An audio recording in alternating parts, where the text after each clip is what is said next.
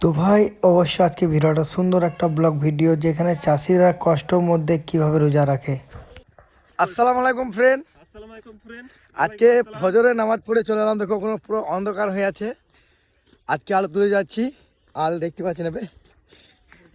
তো আমাদের মঞ্চু ভাই আছে, দেখো এই দেখো আজকের দিন এরকম মঞ্চু ভাই কত রাত, দেখো রাত্রে রাত্রে আলু তুলতে যাচ্ছি আমরা রোজা রেখে। কি করব, করতে তো হবেই, রমজান মাস।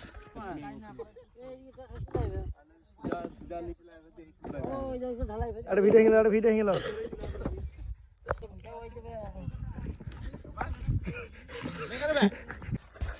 আসসালামু আলাইকুম ফ্রেন্ড।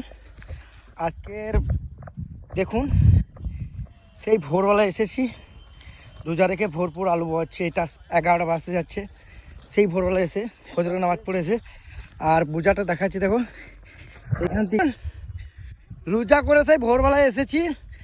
আর বোঝাটা দেখো এখান থেকে কতটা দূর, আমাদের সব ছেলেগুলো বয়াচ্ছে। এই দেখো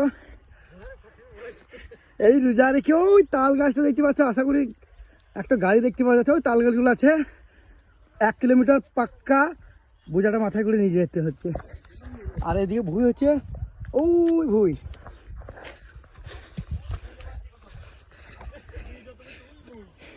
তো ভাই রোজা রেখে তাহলে বুঝতে পারছেন কতটা কষ্ট হচ্ছে।